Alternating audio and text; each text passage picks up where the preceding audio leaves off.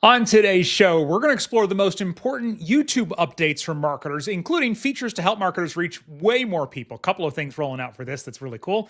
Also, a playlist update that I certainly didn't see coming, but I can see some functionality for us as marketers. And ads on YouTube are getting way smarter thanks to AI. So we will jump into all of that on today's show. My name is Jerry Potter, host of the Social Media Marketing Talk Show, a Social Media Examiner production. We break down all the latest social media news and what it means for marketers like you. So first, some updates for YouTube Shorts. Shorts now have a visual guide. This is something that they were testing. And essentially, as you're moving stickers and text and other elements around on the screen, it'll kind of give you a little warning like, hey, this is going to show up where the like button is, or this is going to be covered up by, something else that's on the screen.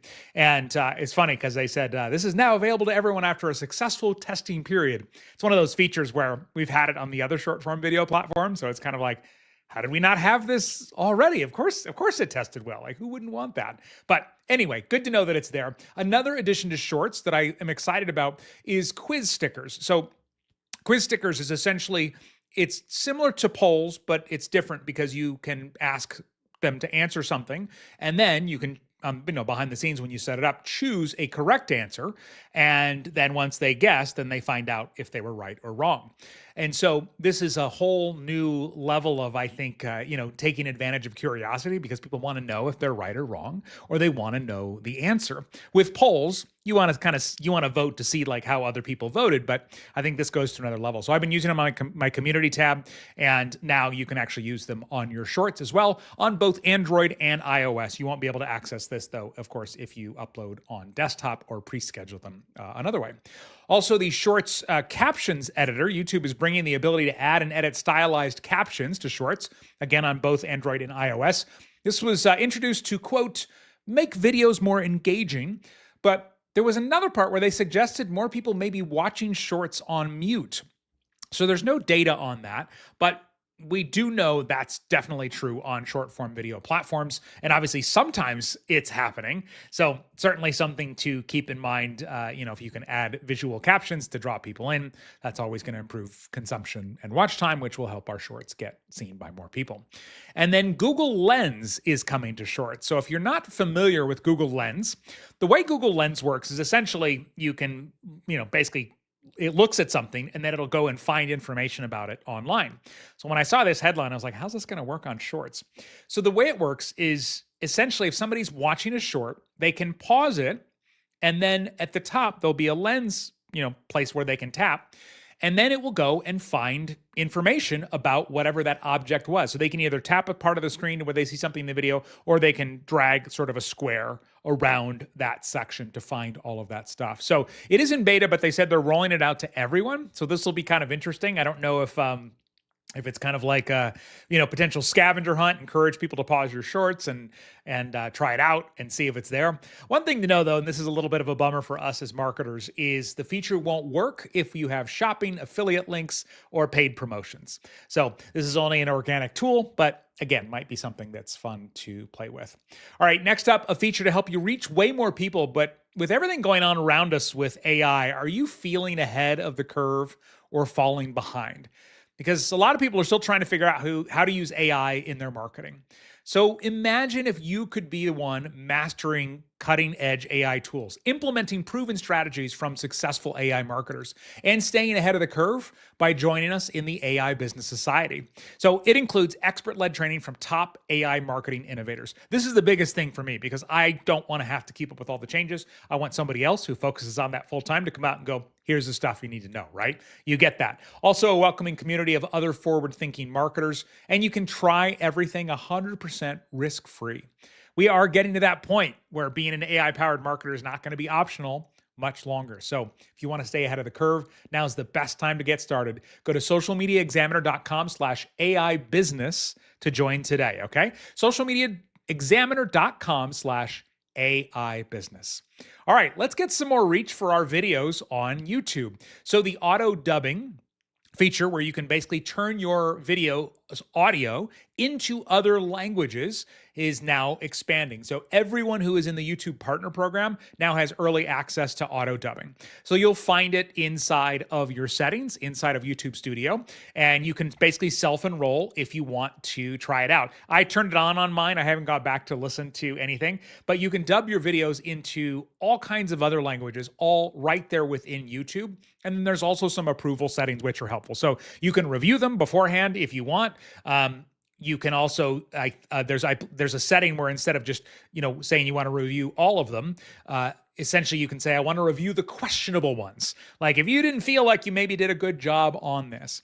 Now, as somebody who really only speaks one language fluently, I'm not sure exactly what I would do if I went in and I'm reviewing it and I'm like, yeah, I guess that sounds like what I learned in high school Spanish. But certainly for people that are really trying to expand and reach new markets in other languages, that's where it would be great to have somebody on the team. Or I wonder if we'll even get to the point where obviously you could have AI do it as well. But AI is, of course, doing the translating in the first place. So they are working to expand this feature to more creators in the future. More people being able to access our videos obviously means, more potential audience. So couple of playlist search enhancements, and playlists are this feature on YouTube that I think a lot of us forget about, but I think there's a few channels that use it all the time. And so one thing they're doing is they're improving functionality on the playlist tab inside of Studio Desktop by expanding search capabilities. So if you went into YouTube Studio and you clicked on playlists, before you could only search by the playlist title. Well, if you've got a lot of playlists, maybe you don't remember what the title is. Well, now you'll be able to search by description as well as visibility. I really like that visibility part because then you can literally just see, okay, which of these, just show me my private playlists or just show me my public playlists, for example. Another playlist feature, this one I did not see coming, is what they call collaborative playlist viewer voting.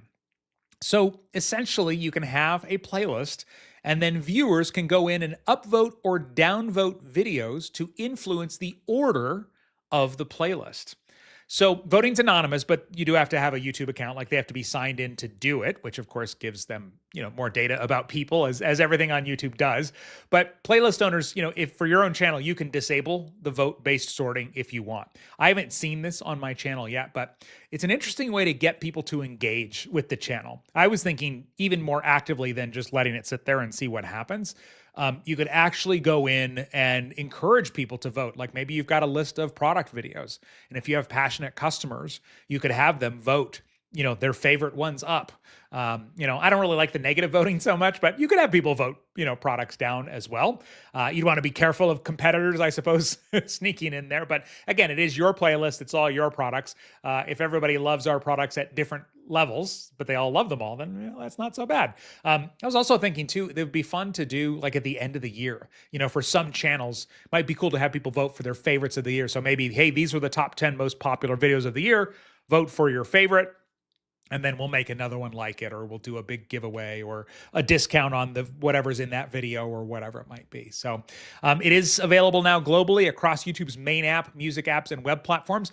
I think the main thing we need to keep in mind as marketers is, keep an eye out for it, because I don't know if things start getting voted. I assume we'll still be able to manually sort our videos the way that we want, right? Especially if it's something where people are supposed to watch in a certain order. So another test that's expanding that I'm excited about is voice replies to comments. So I remember YouTube is my primary platform, and I remember the weekend where I was spent 3 hours answering comments on YouTube after my channel got to a certain point, and my wife popping into the office at our house and going, "Hey, are you going to do anything else today?" And it was this moment like, oh gosh, like I'm neglecting my family. I can't keep up with YouTube comments anymore. So if you manage a channel, or you have a channel that's, like that, can be a lot. Well, I love voice replies. Like if somebody asks me a question via Messenger, I'm like, oh, sure. Let me, I replied during hiking and things like that. And so they've now expanded this to comments for Android users. Previously, it was just for people with iOS devices. So essentially you can reply with a voice message. Now it'll be interesting to see if consumers actually like catch up or pick up on it, because I know for years when I was able to answer questions or things like that, sometimes I would take the time to reply to somebody's question with a follow-up and trying to get clarity, and they never came back. So I always wonder when we're replying, is anybody coming back anyway? All right, this next update has been out for a couple weeks, but it left a lot of people really frustrated. So I want to make sure that you are looped in on it in case you're going to be one of these people. So they have had editing features for years on YouTube. You can go in and you can edit your videos, right? You can blur things out, like if something got in there that shouldn't have, an address or a face or a license plate or something like that. You can trim stuff. You can take stuff out of a video. So for example, maybe you had a limited time promotion and you just wanted the first 2 weeks of views to have that, and then you can take it out. I know some people who edit out chunks of their video when the retention graph dips. It's like, okay, well, clearly we're losing them there and we don't need that part in there. Well, in the past, we've been able to go back and essentially undo anything that we wanted. Going forward, that's not going to be available. So any edits that you make will essentially be gone. And so if you want to retain the original versions of your content, like as of right now, you still can. They suggest you go and download the videos or download the videos before editing going forward, or use Google Takeout, which is Google's thing where you can, get all of your content and export it. Now, all I've said is it's coming in the coming months. Like this is going to change in the coming months. So just something to be aware of there. But we are still going to have the ability to edit our videos. All right, some YouTube ads updates, some cool things going on with YouTube ads. One of them is side-by-side ads in live streams. So they're launching side-by-side ads for live streams on TV and web platforms, so people watching in a browser, allowing ads to play alongside the content with minimal disruption. So on the creator side, they say, so then creators can still earn revenue. But I think this is a great opportunity for us as marketers. I know, I feel like I don't watch a lot with commercials anymore, but when my son and I watch sports, when the ads come on, I usually walk out leave the room, go do something, and he usually stares at his, phone in that moment. And if there's an ad though that's showing simultaneously with the game in the corner, we stay there, right? We see those ads. So that's potentially something that could be really, really cool. So we'll watch for that. Also, some premium ad products announced. So sometimes you want to get your brand associated with really important events, right? So they're talking about these as cultural moments sponsorships for high visibility brand integration during major events. Speaking of sports. So they're using Gemini to identify optimal ad placement during peak engagement moments for these events. So pretty smart the way that all of this stuff is going together. Another update for ads on connected TVs. Basically, when somebody watches on TV, we know that's growing for YouTube like crazy over the last couple of years. One is immersive masthead design, where you'll be able to essentially take over the TV and offer edge-to-edge advertising. And then another one is shoppable connected TV functionality, so that people will be able to, as they're watching YouTube, actually browse products from their TV screens. So they're obviously figuring out how to do this, even though you can't, generally tap on the screen or anything like that, like you can on a mobile device, obviously with your finger, or with a mouse on a computer. Also, Google announced major updates to Display and Video 360, also known as DV360, ads that expand opportunities for YouTube marketers using that connected TV format and programmatic ads. So the idea is that it's going to make it easier for us to scale video campaigns, align ads with purchase behavior, and optimize with AI-driven insights. So this is essentially AI coming in through all of this, right?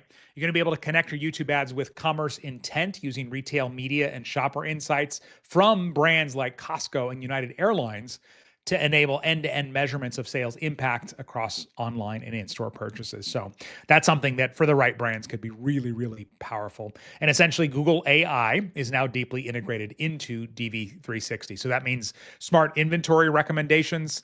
That means instant reporting, as they're calling it, and then real-time troubleshooting support when a campaign is not working, okay? And then another update that is part of ads, but also branches out to partnering with creators is they've announced some new tools for partnering with creators. And I think this is always helpful, especially if we're a marketer, a company, a brand that is just trying to start working with creators. So several new tools designed to help us tap into the influence and trust of YouTube creators to drive stronger campaign results.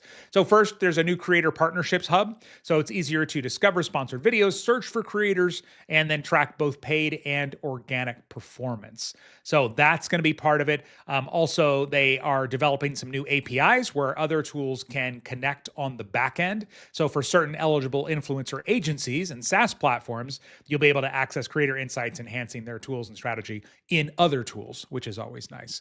So this is, there's a lot of stuff going on here, which is really, really great. Another one thing they talked about was new creator-led takeovers to allow videos to start with personalized messages and to increase viewer engagement, which is nice. So obviously, Google just had their big event. They made a ton of announcements about AI, and a lot of these are directly affecting YouTube as well. All right. Just a quick reminder, learn more about becoming an AI-powered marketer now. Stay ahead of the curve. Go to socialmediaexaminer.com/AI business. Again, socialmediaexaminer.com/AI business. And if you want to add another podcast to your listening lineup, a couple for you to check out. First of all, the AI Explored podcast, where we talk about a lot of those same topics, as well as the Social Media Marketing podcast. Until next time, may you be wise with your marketing decisions. Thanks, everyone. Take care.